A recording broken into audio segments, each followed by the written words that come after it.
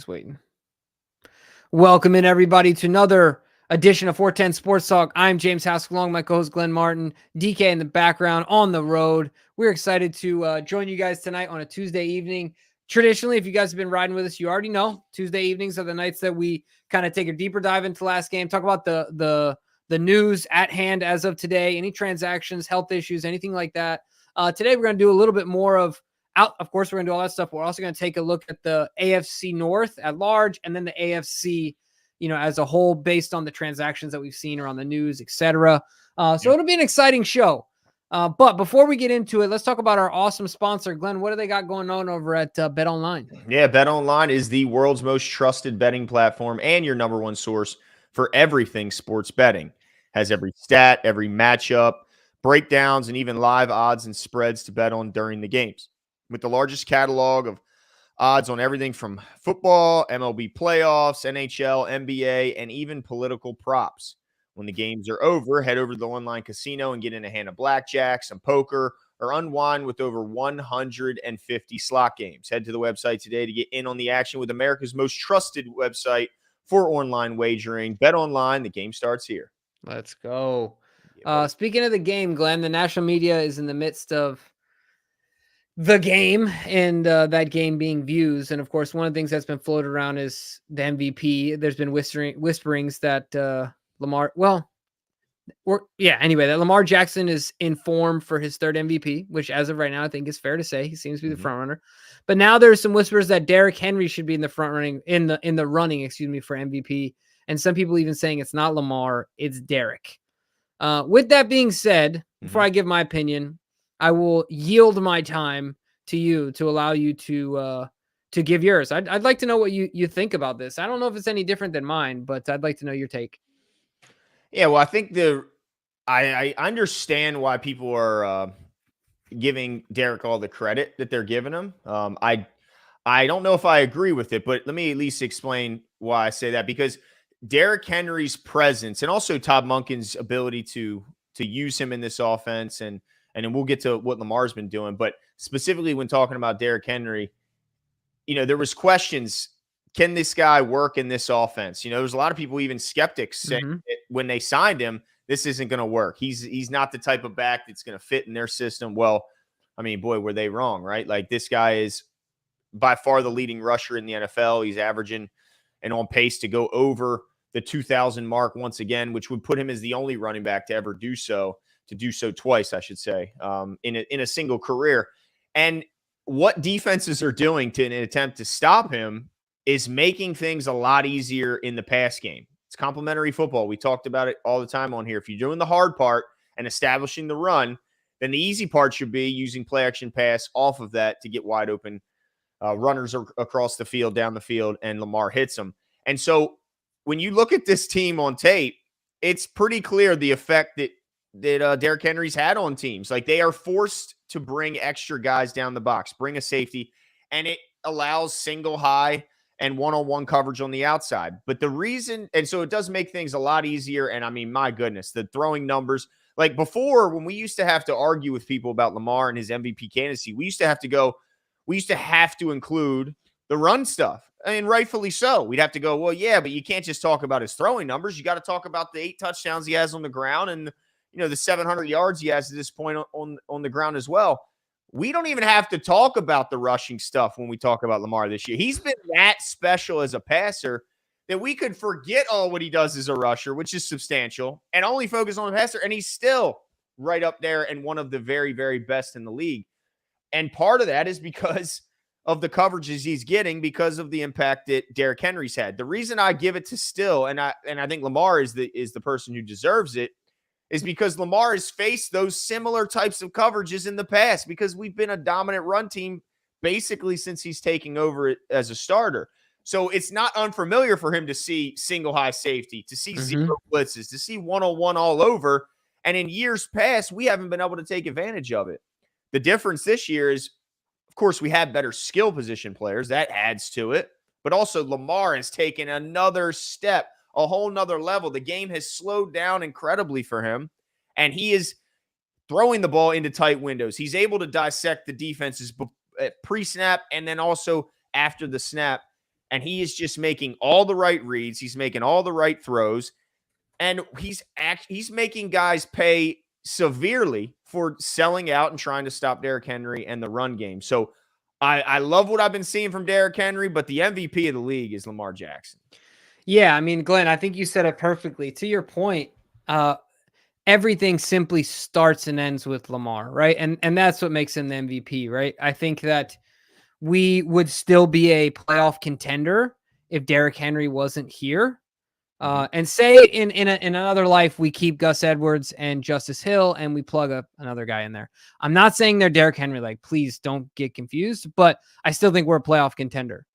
Yep. But if you remove Lamar Jackson from this team, what are we?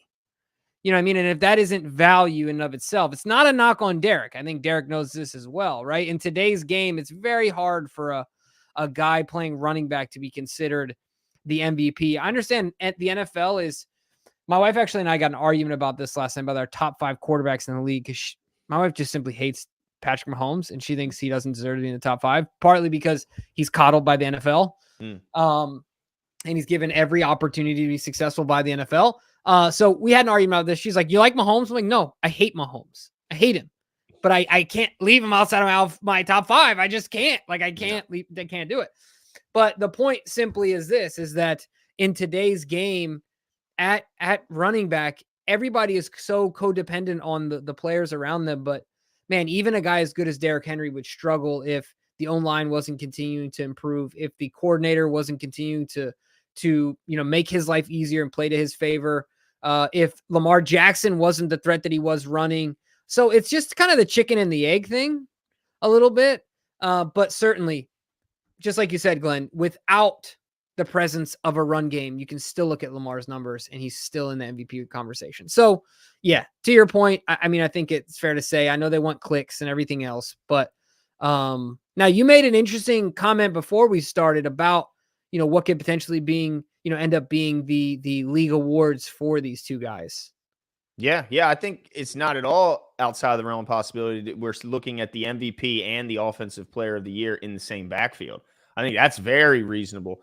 Like you mentioned, I think also before we started, the chances of anyone outside of a quarterback winning MVP is so low. You have to be insane. Like, you have to put up numbers that even like when Tyreek Hill was, before the injury of the ankle last year, he was on pace to break all the wide receiver records, and still they weren't going to give him the MVP, even though he's done something that no one in the history of his position had ever done. Like, he was going to challenge the top of the top, and it still wasn't going to get an MVP. So I don't know what a running back or wide receiver would have to do to earn those honors. I think it's almost impossible, but to win offensive player of the year, absolutely that's possible for another position other than quarterback. And who better than by far the league's most dominant? We talk about best players in sport, and we always say there's only one that you could say is the most dominant in NBA, and it's Shaq. I mean, it's Shaq. He's the dominant one. So right now, if you say who's the most dominant player, there's no one in the league that's not going to say Derrick Henry. So I think it's very good likelihood, if they continue at the pace that they're on right now, that he wins offensive player of the year, and Lamar is the third MVP of his career. Yeah, man. No, I'm with you. And it's an exciting proposition for Ravens fans. It's a great day for Ravens fans, of course. Being on a 4-game win streak is always awesome. Let's hope that they continue to meet the occasion with vigor and as Jim Harbaugh says, with a ferocity unknown to man. But outside of that, he's got 8 touchdowns. Derrick Henry has 8 touchdowns already. 8 touchdowns already? And he's averaging 5.9 a carry for the year. Gosh. And wait, he has 3 games already, I think, with multiple touchdowns, right? Yeah. I mean, that's how you get to 8. Now, also 8 is rushing. He has a receiving touchdown also. So let's not forget. How many touchdowns do we have? You know what I'm saying? I mean, yeah, we got a lot. But I mean, it is when you look at the numbers, I can see why people kind of are like, man, I mean, what this guy's doing is insane. But I guess my look, we don't like to look too far back. Wait, does Derrick Henry have 700 yards? He's got 700 yards already, Jimbo. What is we that? played 6 games. We played 6 games. Dude, at current pace, what's that? 17 games times 117. I don't know Here. if your math is that good, but No, it's not. 17 times what? 117? so he's on pace for 1994 right now. So, and by the way, that's including the first game, which was a bit of a stinker. If you remember, against the Chiefs, he didn't put up great numbers. In fact, Right. Lamar was our leading rusher by a pretty good margin in that game. So just imagine if we go even more granular and just look at the last 5 weeks and what he's done. It's pretty special. It's pretty amazing. But the looking back thing, I do want to ask you, man, does this make you wonder what if we could have pulled that trade off last year that got nixed by the Tennessee owner, and Derrick Henry could have been here in Baltimore at the trade deadline last year with last year's team? Does that make you kind of go, oh, what could have been there, right? Yeah, I don't know. I just try not to look in the rear view. This is the year. It was supposed to be this year for a reason. Like last year was supposed to happen. It's the way I see it. Okay. Yeah. But I mean, makes you wonder when you see how good they're looking right now, right? Like, no kidding. Holy, would we have been cheering a little more in that AFC Championship game than the couple of moments of excitement that we got? Yeah, no kidding, dude. No, but yeah, that's just ridiculous. His stats are out of this world. Nonetheless, Lamar Jackson is the MVP, ladies and gentlemen. And the first guy in line to say that would be Derrick Henry. Like, don't get confused. Yeah. You know what I mean? Yeah, no arguments from Derrick Henry, I'm sure. None at all. But quickly wanted to before because we got a lot of transactions we got to get into, and I kind of want to get your opinion on some of the moves around the NFL. But we talk oftentimes about, does Zay Flowers with his stature, there's not many at his size that have become and developed into true number one receivers. Really, I mean, Tyreek Hill is the one that really jumps out right now. I'm sure there's more. It's just, well, what about the late great Steve Smith? Oh, there you go. Yep, that's another. He reminds me a lot of Steve Smith in the way that he, not in all the, the movements might be different, but the way that he plays and attacks the ball is a lot like Steve to me. No, that's a good one. But there's not many out there that fit that body size to be a true number one.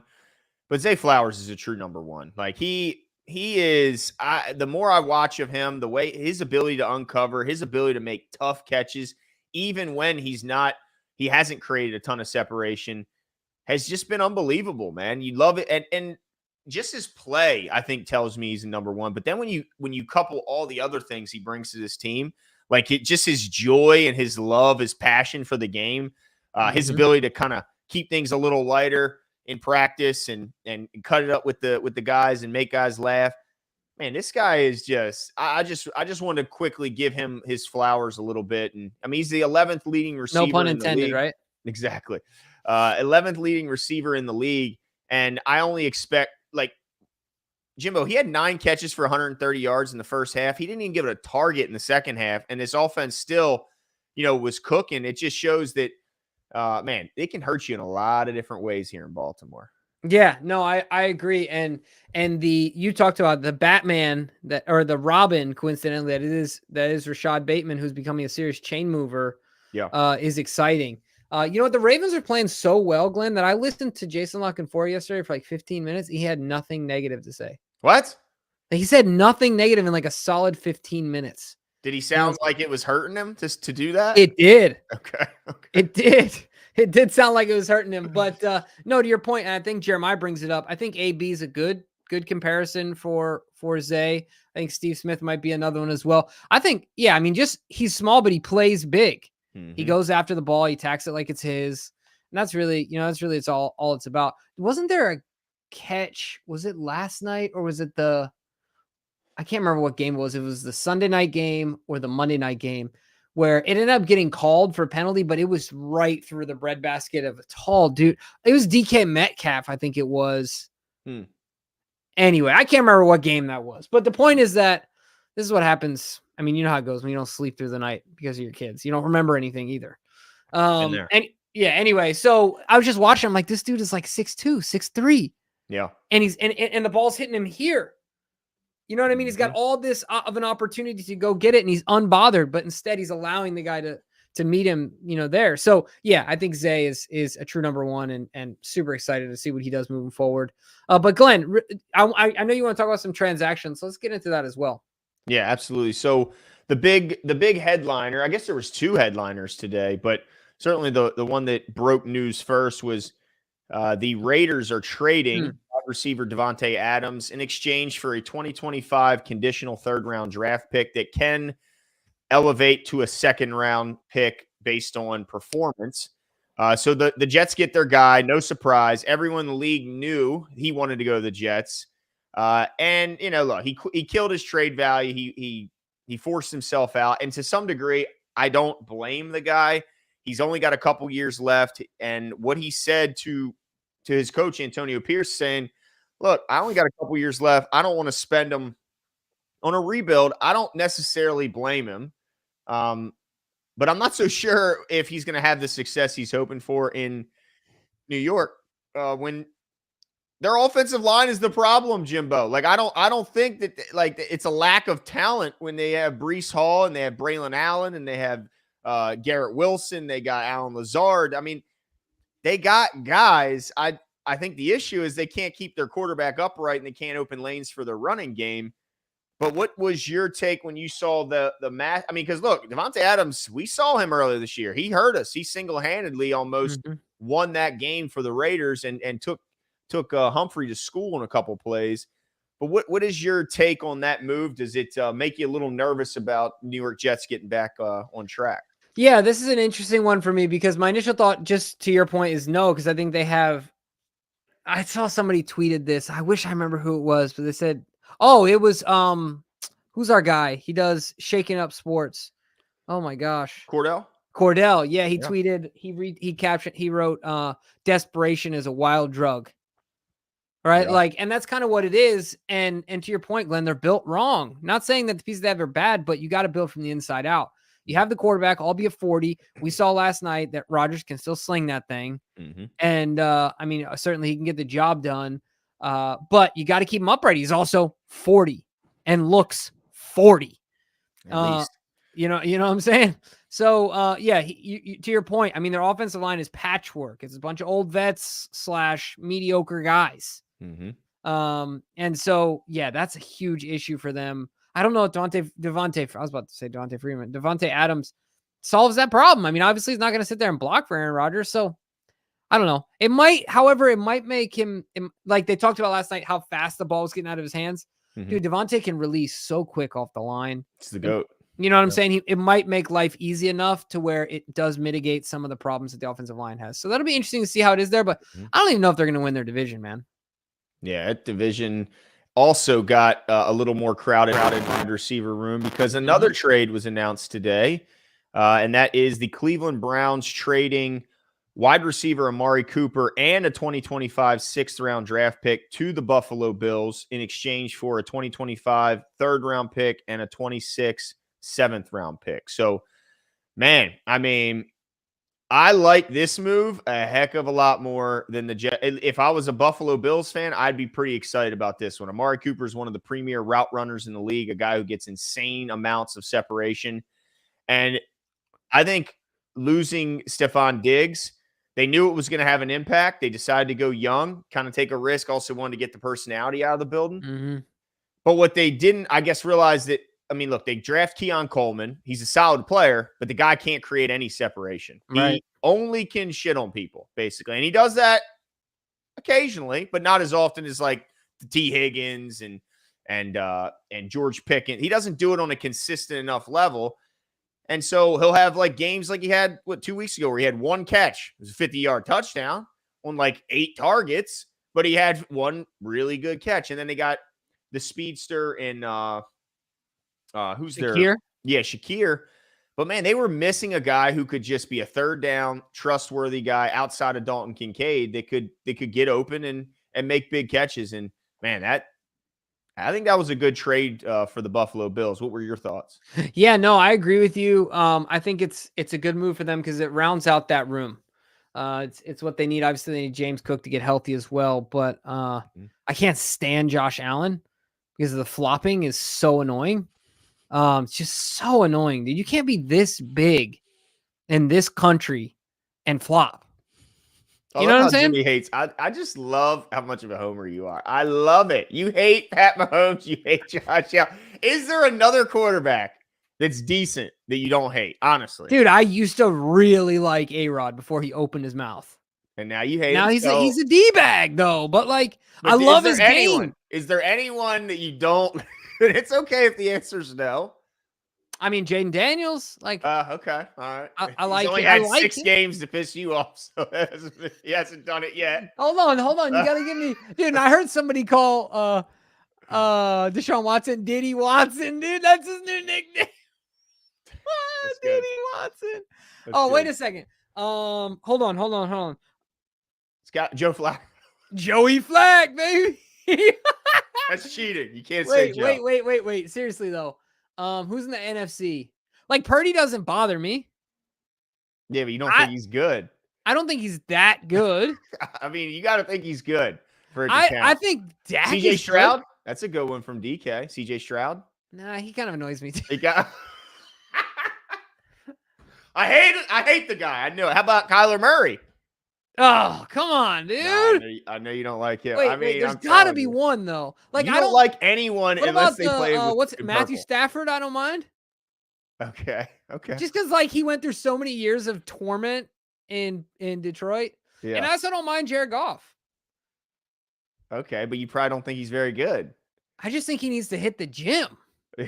He just doesn't take his body seriously enough. Yeah, dude. I'm not a Jordan. How about Jordan? No. Okay. No. All right. No. Look, he had to deal with that A-Rod jerk. Okay, he had to deal with him, and then what a self-absorbed, delusional goofball.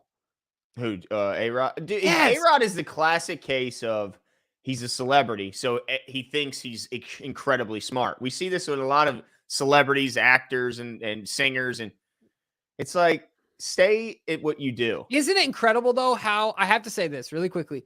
Kyrie Irving learned and came out of the other side of that. And now that Kyrie doesn't try and sound as smart, he sounds so much smarter. Yes. He just gave up and said, this is me. I'm secure about myself. I'm not going to be someone I'm not. And that's it. Right. Right? Like, just be yourself. But look, A-Rod, you can tell that from the time. Dude lives by himself. Oh, for sure. There's no way. There's no way a woman's going to put up with this guy. I mean, there's no, unless she's just, just wants to be a punching bag. Cause this guy is, I don't mean literally. I mean like, no, right. Not like, but wait, how do you feel about the Bills? No, I think the Bills got a lot better. I think that was a huge missing piece. I do think that we praised them for their ability to find the run game and then stick to it. Even though it wasn't a very complex run scheme, they clearly spent more time on their passing game, even when they were running it. But then they've just gotten away from it. And then they went back to their old habits, which is rely on Josh Allen to do everything. And I think that's why you're seeing so much struggle from them. But also, I have an announcement. Uh-oh. So I'm going to have to put you in solo mode for a second because Coda's old. And now when he starts whining, Glenn, it's go time. It's go time. Okay, go ahead and take Coda out. I'll be here super fast. I promise. Yeah, I got you. But you know how it is with old dogs. I'll just go over the. Yeah, I'll go over the Ravens. Carpet. I don't blame you. I'll go over the Ravens transactions real quick. All right, I'll be right back. Cool. Let's see. How do I put you in solo mode here? Wait. I think you have to put yourself. There we go. There we go. Okay. All right. Excellent. All right. So for the Ravens, they did have some transaction news. First and foremost, they added Rasheen Ali to the active roster, signing him. Takes him off the practice squad. And then another move, because if you guys were watching on Sunday, it was a pretty big injury to a top competitor in the NFC. And when the Detroit Lions lost Aiden Hutchinson, who was the leading sack producer in the National Football League, he broke his leg. It was a gruesome. It's just crazy to me how like these guys, they're coming around the edge and he just whips his leg out and it hits another person's leg. It just snaps right in half. It was a gruesome injury. And so the Ravens, smart, immediately signed Unique Ngakoue to their roster, which would prevent a team like the Lions signing him, because if a guy's on your practice squad, any team can sign him away as long as they sign him to their active roster. So Unique Ngakoue immediately was signed off the practice squad to the 53-man, making it to where no one could steal him away. And then the corresponding moves to both Rasheen Ali being added to the 53 and Unique Ngakoue being added to the 53 is they had to release Saleh, the offensive lineman drafted out of Oregon a couple years back, as well as Pepe Williams being released as well from the practice squad. So, I mean, I guess it's a bit of a surprise. You waive a 2023 6th-round pick. So, I mean, Saleh just got drafted last year. You're already waiving him. But, I mean, honestly, where did this guy – what avenue did he have for getting onto the playing field? There's just nowhere he could go. I mean, at this point, if McCary were to go down, we know Voorhees is going in at left guard. If at right guard, if there was an issue, I think we feel pretty strong about the fact that it's going to be Ben Cleveland. And even if McCary were to go down and Voorhees were to go down, Ben Cleveland would go in at left guard. At center, it's going to be Cleveland and Samac. At right guard, it's going to be probably Ben Cleveland. And at this point, maybe even Voorhees gets in if there's no Ben Cleveland. There's just no avenue for Saleh to make it onto the field. So unfortunately, they did have to release him, despite the fact that he was just drafted last year. Anticipation is that he's going to get signed by someone because of the measurables that he brings to the table and the fact that everyone is so needy at offensive line. But this is a good football team. You got to make tough decisions, and I think that was the right call to let go Saleh because, again, no avenue for playing time. And then Pepe Williams, also 2022 4th-round draft pick, fan favorite in a lot of ways because of his enthusiasm and, fans just fell in love with him, I think, more as a person. I mean, he made a couple plays here and there, but none of any significance. So releasing him, again, don't see an avenue for him to get on the field when you look at the logjam we have there, and Arthur Maulet's on his way back, returning to practice, hopefully this week, according to Coach Harbaugh. There was nowhere for those guys to go. Now, Pepe and to some degree Saleh could still be ultimately back here if they can, if Saleh clears waivers and they decide to add him to the practice squad, they could do that. But I don't think that there's going to be many people fighting for the services of Pepe. So I think he could be that guy who's kind of on the practice squad 1 week, off for 2 weeks, and a free agent. And then, hey, keep yourself ready. We might need you. Don't go nowhere. Sign him back. One of those types of things where he's kind of the 54th. Or I guess that's not even fair. Maybe the 18th guy on the practice squad type thing. But yeah, we'll be rooting for him, of course. But I think it was a smart move because there's no doubt if they would have left Unique exposed on the practice squad, that the Lions would have come calling. And the proof is in the pudding in that they did sign an edge off of the Bengals practice squad. I can't recall his name off the top of my head. Actually, I should have the transactions up here to see if they had a corresponding move. Yes, they did. The Lions signed defensive end Isaiah Thomas off of Cincinnati Bengals practice squad. So there you go. Had they not done what they did, you would not be seeing Unique in purple anymore this year. Big loss for the Lions, though. Wow. I mean, that's a tough one to bounce back from, losing that guy. That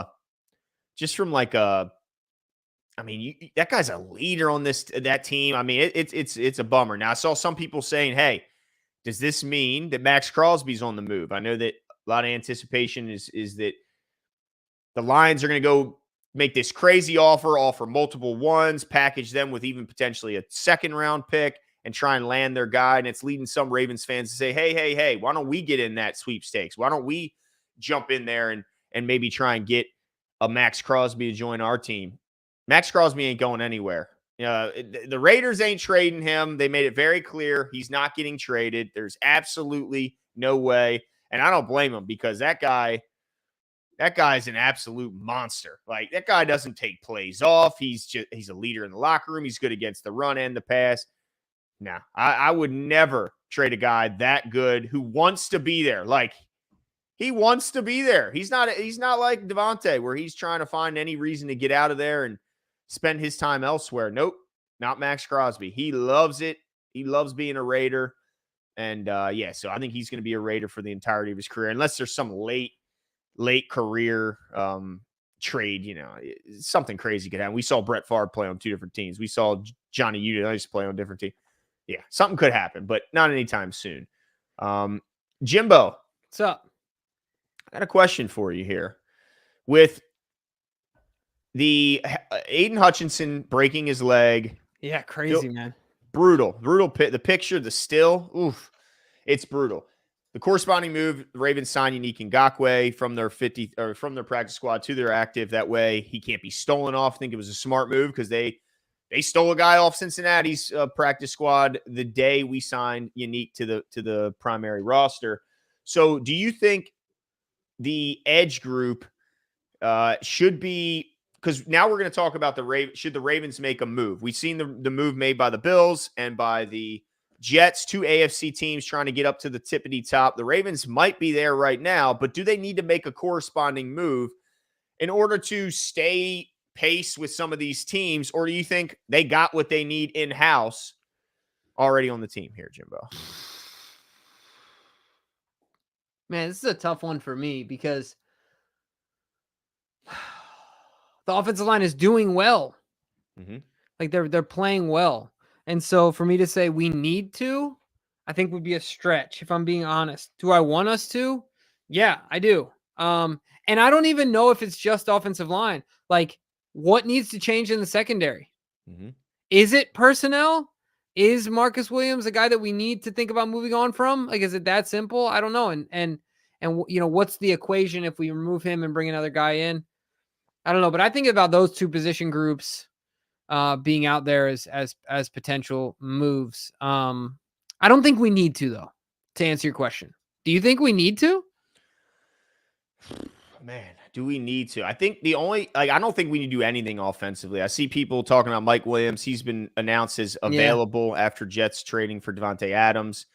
And I see people saying, look, the Ravens need a big body receiver. I don't think they have tight ends. That's their big bodied receivers. Mark Andrews, Isaiah Likely, Charlie Kohler. That's their big body wide receivers. Yep.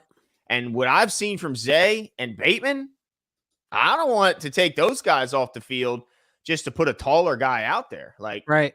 The separation those guys are creating, the catches they're making, the fact that Bateman has embraced this role as being kind of the number two to Zay's number one, I think we're okay. But defensively, I don't think I'd be mad if they went out and kicked the tires on maybe a free safety to see if there is a disgruntled one who could play that deep zone that, you know, because we saw Darius getting some looks at deep zone. Like even that drop pick, he got a shot. We talked about how they don't really play the same position. Well, the coaches are going, we're going to give a look at it because Marcus ain't doing shit. Right. And so I wouldn't mind them looking at a free safety. They can find the right deal. And then I'm still not sold on our edge group as being good enough in the playoffs to get it done. And if that means checking on what Clowney's got going on, he only signed a 1-year deal. Yeah. Why not kick the tires if you can make the finances work? Yeah. And then this is another one, of course. I don't know what the deal is with this goofball too, but SMKG says Hassan Reddick trade ? Would help secondary. That's a good point. Pass rush helps secondary. Also, do you think we could be in the cornerback trade market, Slay or Browns cornerbacks? Browns could be selling. I don't know if for this year we necessarily need more corners, but I like the idea of, you know, Hassan Reddick, if he's not going to be disgruntled, what kind of deal he's going to want. Is there any way Max Crosby wants to move on? I know it's a huge name. Like, I know he loves the Raiders, but how much are they selling right now is my question. Well, they've already come out and said they're not getting rid of him. There is no package that lands Max Crosby. But as far as Hassan Reddick, I mean, I don't think the Ravens want any parts of dealing with the personality that Hassan Reddick is. The person who gambled and has lost out on so much money, fired his representation, hired new representation just this week. I don't think the Ravens want to get into that mess when they have other options out there. And plus, Hassan wants a monster deal. He wants a huge deal. So if we did trade for him, it would only be temporary. Yeah. I don't think he'd be happy, so I don't think we'd get the best version of Hassan.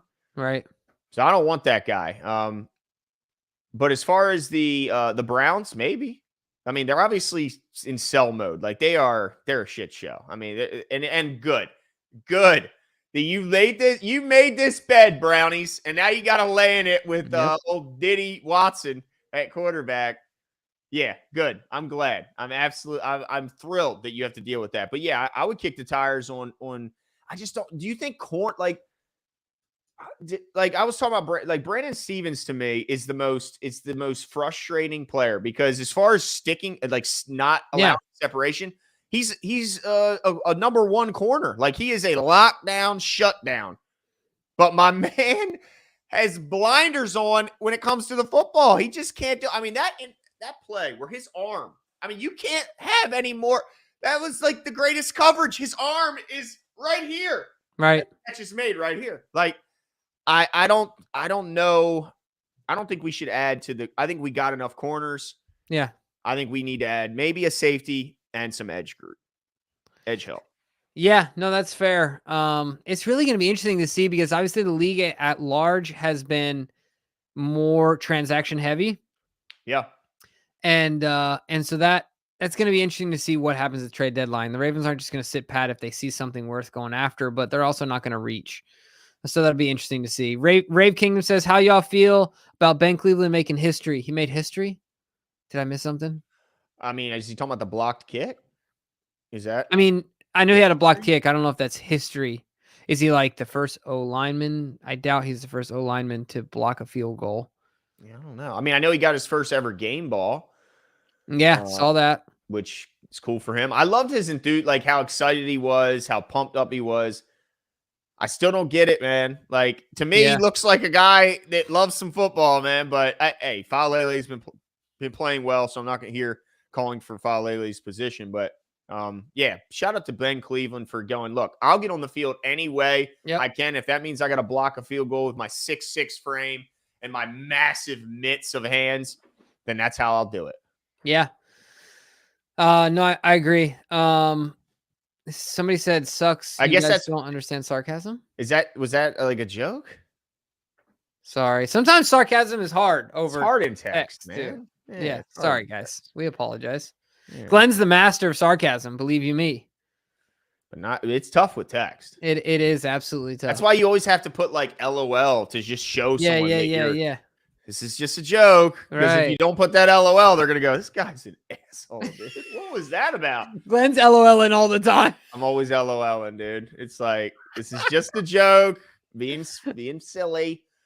But yeah, I mean, I don't think this team, to your point, needs anything. Yeah. I think they got everything they need.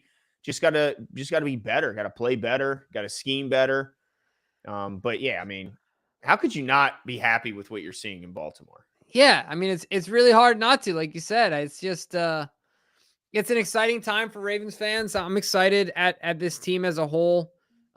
History, how many can you think of? Oh, right. Yeah. So Rave King, to your point, that's kind of what I was mentioning. He's like pretty rare to see an offensive lineman block a kick. Yeah. Yeah. I don't even know if that's a stat, but there probably is. There's a stat for everything. So there's probably a list of all the offensive linemen who have ever blocked one. But yeah, it can't be that much, right? Yeah.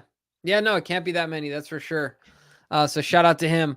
But no, yeah, it's a great time to be a Ravens fan. Exciting here. And I'll tell you what, Glenn, the weather's getting chilly. It's getting exciting. It's starting to feel like football weather now around here. Oh, it certainly is. Yeah. Good running weather too, Jimbo. It is. It's good running weather. And I'm going to need it. Jesus Christ. I'm going to need it. This is bullshit. I don't like this, dude. I don't like it one bit, but I will tell you this, Jimbo. No days off. I didn't want to get out of bed this morning before I had to work late. Yeah. I didn't want to get up early. But guess what I did, Jimbo? You did it. I did it, dude. I did it. And I worked out and I felt better about myself after I was done. Okay. Dude, speaking of history, Glenn. Yeah. You might have made history this morning. I didn't work out today. You worked out today. How many times can we say that? Stop it now. Let's go, man. That's awesome, dude. Who knows? You're gonna be like, you seen Dodgeball when at the end, when Ben Stiller lets himself go and he's sitting, he's just like the bucket of chicken or something, right? Don't let that be you, okay? No, you started off at the top. Don't. No. I'm Vince Vaughn. I'm coming up this way. I'm passing you. You know. It's taper week, Glenn. It's taper week. Okay. All right, but still, I got up. There you go. And I hit, and you know what? I didn't let the my little woe is me, I'm being a baby. No, I didn't let those intrusive thoughts win. Dude, this is a brand new Glenn. What's happening here, dude? I said, you stop it right now. Bad thoughts. Did you get your inner David Goggins out and just stare at your shoes for 30 minutes before you put them on? No, I did not do that, but I just said, I got up begrudgingly. Let's I got go, up dude. growling like a dog. That's right. I'll tell you this really quickly. My new Yeah. motto is take 5 minutes to do whatever you didn't want to do and judge after 5 minutes. Like if it's cold like out, that. I'm like, all right, I'm going to run for 5 minutes. And if it's still cold to me in 5 minutes, I'm done. Okay. But Because it's never, it's just getting there. that's what I'm saying. So like, just give it 5 minutes. Yeah. Just get there 5 minutes. And if you still hate your life, then you can stop. Yeah, but that's just like, just go to the gym and just walk in, see what happens. You never 100%. leave without doing stuff. Okay. So, Right. and you're always 100%. happy and proud after you got done. SMKG goes on to say, what about Davante? Need to stretch the field. Yeah. What the hell? Where is healthy, Des right? Walker? I guess. He's healthy. I guess, but I mean, I guess it's just not good enough right now. It's disappointing though, because there was a lot of hype and everybody was excited about it. I wonder if he's all the way healthy. Yeah. Or like you said, I mean, he's pretty one-dimensional, right? Yeah. At this point, so how do you justify putting a guy that's that one-dimensional? But and then he says that we need to stretch the field. I don't know if we need, like, it would be like, we haven't had any like 60-yard bombs, but as far as chunk plays go, we've been picking up more chunk plays this year than I can remember since 2019. Like and because of the run game and finally the proper usage of play action pass is really opening up the field for massive chunk. I think we had 5 plays over 20 yards in the first half alone last week.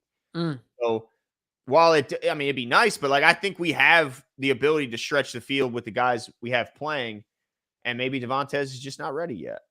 Yeah. Yeah. I mean, certainly when, just like Coach said about Ben Cleveland, right? When he plays well enough to be out there, he's going to be out there. Right.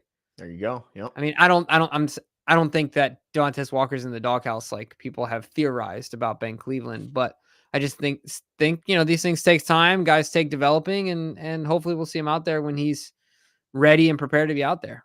Yeah, and maybe you guys thought it would be sooner. I thought it would be sooner, but some guys take a little bit more time. Doesn't mean he'll never get there. Just might mean he's just not there yet. But I do want to quickly.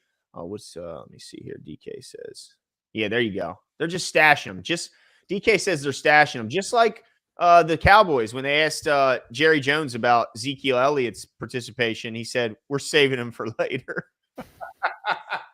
He was serious, though. He wasn't even joking. Yep. Holy smokes. That guy is. Did you see him threaten to fire the I did. What a dirtbag, dude. I told you. That guy, dude. He's like, I'll find some new people to ask me questions. I told you, bro. That guy's an asshole. But I quickly wanted to point this out. We got a pretty tough game Monday night, Jimbo. As you can see here, we're taking on the league leader by 3. Not even like close. The league leader by 3 touchdowns. Baker Mayfield renewed success in, 15 touchdowns, 5 picks. I'm not worried about it. For some reason, I find myself unconcerned about Baker Mayfield. Okay. He has played some soft defenses. I'll say that. Yeah. His division. Well, outside of the Falcons, who else? The Panthers, and who's the other team in there? The Saints, who just have been collapsing. So like, what are we talking about here? And he's got good receivers to boot, right? He's got an incredible duo. So good for him. Good for Baker Mayfield for playing average on a good team in a terrible division. He's playing better than average, Jimbo. He's leading the league in touchdown passes. Imagine if Lamar Jackson was in that division with those guys. I love how easy it is to get you fired. You know what I'm saying? Well, Baker is like low-hanging fruit, dude. You know what I mean? Like Baker and Joe Burrow. You got to give this guy. Did you think when Baker left and the mess that he went through with the Browns and all that stuff, did you ever think we'd be here where Baker's leading the league at any point in the season in touchdown passes? No, but he's still throwing a 1-to-3 ratio. I guess so. Yeah, he's got too many picks. I'll agree there. Talk to me in 6 weeks from now. It's crazy that Josh Allen still doesn't have an interception. Freaking Josh Allen. 10 touchdowns. I just don't get how any of his buddies from the country are watching his games with a thing of dip in their mouth in Central California, like Josh, why are you like, what's going on here, dude? Like, you're just losing your manhood. All the flopping is ridiculous. Well, you know what's crazy too, Jimbo, when you look at this? Lamar has 2 picks, 10 touchdown passes, 2 picks. There's 2 picks. I know you remember them. I mean, the one was Bateman bobbled into someone else's hands. The other, Mark Andrews bobbled into someone. He should have 0 interceptions, Jimbo. Yeah, very easily. Like, both those throws were not bad throws. Like, I mean, the Mark Andrews one wasn't great, but still Right. catchable. I mean, yeah, exactly. If it hits both your mitts, dude, and goes through your hands. Yep. Yeah. So he could have even crazier numbers than he already has. Like, yeah, I tell you what's actually more impressive to me is that Jordan Love has 12 touchdowns in 4 games played. Yeah. Nuts, right? Still And then look at this. Interceptions. Yeah, that's true. He came back just throwing the ball to everyone, including his guys and the other guys. What's crazy here is Nico Collins was put on IR before last week's game, and look where he's at. It's crazy, man. Sucks for him, dude. Feel bad for the kid. I've become, and it's partly because he's on my fantasy team, but also because of that, it made me look more into the guy. Dude, I'm a big Nico Collins fan. Like, that guy is one of the most overlooked, underrated. Nobody ever talks about him in the top. They always talk Chase and Jefferson and CeeDee Lamb. And, like, you'd have to go down before Nico Collins' name is mentioned. And he's just, I mean, he averages 113 a game, Jimbo. He's 6'4". He can run routes like a god. He can break tackles with the ball in his hands. Like, yeah, he's a monster, dude. Dude, I'm gonna take a little credit for you having him on your fantasy team. Oh yeah, because you had him last year, and I saw what he was doing. Light, dude. He dragged my button to wherever I think I got to the first round of the playoffs. Maybe he drugged me there, dude, forcibly. It's crazy, man. IR, and he is still the league leader.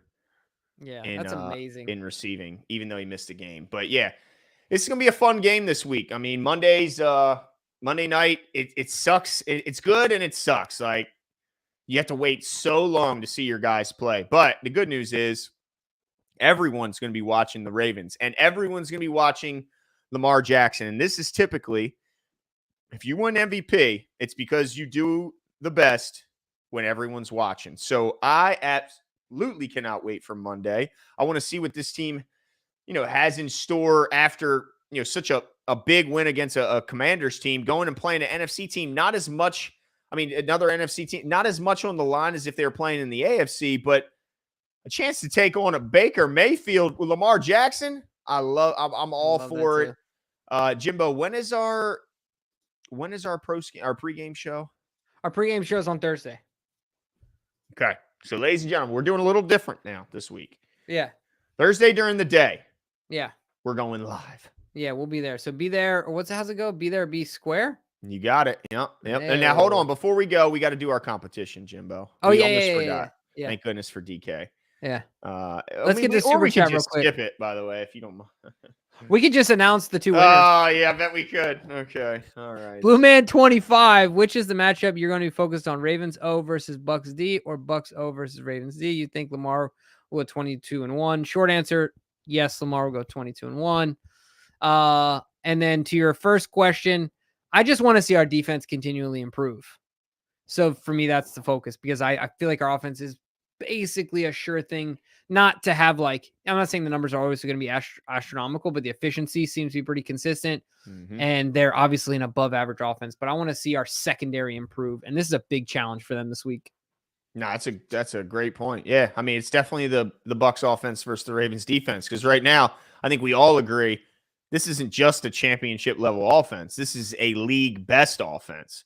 And defense is quite a bit behind when it comes to those types of accolades. Like, I don't know where you would list the Ravens. You might not have them where they're listed right now, according to the stats, but you certainly don't have them as the best defense in football. And we definitely have the best offense right now. So yeah, I'm more interested. What can that explosive league leading touchdown passing Bucs offense do against the Ravens defense? And yeah, he's going to go 22-1. Dude, his numbers, Jimbo, are so they look fake when you look at what he does. Like, they're just fake looking, dude. He's just a beast, man. Mm-hmm. What can you do, dude? Mm-hmm. Let's get into it, though, Jimbo. Let's go. All right, let's knock this thing out. All right, are you going to do the banners? Yeah, I'm going to do the banners, bro. All right, cool. Week 6 over-under competition results are in. Number one, Derrick Henry receiving yards over under 7.5. The answer was 0, so it was under. I think I know I put under, I believe. I mean, I put over. You put over, I put over, and DK put under. All right, so DK is off to an early start. See how that ends up. Number 2, Ravens rushing yards 225. I think I put under. Glenn, you put under as well. Yep. And DK said over. DK just went opposite us this week. All right, so we're all 1-1-1 at this point. You got it. All right, number 3, Jaden Daniels passing yards 225. I know I went under on this one. I wish you did. Oh, I went over? You're the only one that went over. Hey, look at that, dude. I thought I went under. I should have let you keep thinking that. Oh, I remember I went over because I said the Dean Pease effect. The bend but don't break. Yes. Yeah. Well, he went over. You were the only one to get that correct. So you're up 2-1 against me right now. And DK, number 4, Trenton Simpson's total tackles, 9.5 is the total. This was the easiest probably over-under of this season thus far. We all said under. It was. Remember I said if you put it at 4.5, I'd still take the under. Yeah. But at least I would have thought about it. And look, he ends up with 4. So we all got that right. So you got 3 out of 4. I got 2 out of 4. And DK also got 2 out of 4. So champions back on top. The world is right again. You are the winner this week. But if for fan purposes we had to go down to the tiebreaker, let's at least show that. So the first tiebreaker was over under 51.5 points. Jimbo, I will say I said over, and I was so freaking close to getting the score. I should have gotten extra points, but we all said over. We were all correct. And then finally, the last one, total yards, closest to the pin. I mean, every freaking week, Jimbo. I said 455. Isn't that what I said? 455. You were the closest, and 484 was their total. 484 is just nuts. Dude, every week they go challenge for 500. It's absolutely insane. So this week's winner, none other than Jimbo Slimbo. Clapping for myself over here. Much deserved. He is the champion. And yeah, Jimbo's back on the board. But also, and I don't know if we have. Yeah, we have. Oh, we don't have an image, but we do have the winner for the folks that view the show. A familiar face from a winner from a couple, either last year or a couple years ago. Dave Cutsale. Yeah, I think he won week 1 too, didn't he, this year? Or was that his brother? No, that's the Vottos or the brothers. Oh, the Vottos, yes. Cutsale lives up the street from me. His girlfriend, or it's either his wife, fiance. She won once last year, remember? They were both enter? Yeah, I do remember that. Shout out to Dave. Dave, I think that we have your address, but just in case, if you're watching the show, please send in your address to facilitate faster shipment. And we'll make sure we get those out as soon as we can. Appreciate the support, Tanja. Nice to have somebody support me in the chat for once. But I think that's it for us tonight, folks. Like Glenn said, we'll be back on Thursday. Talk to you soon.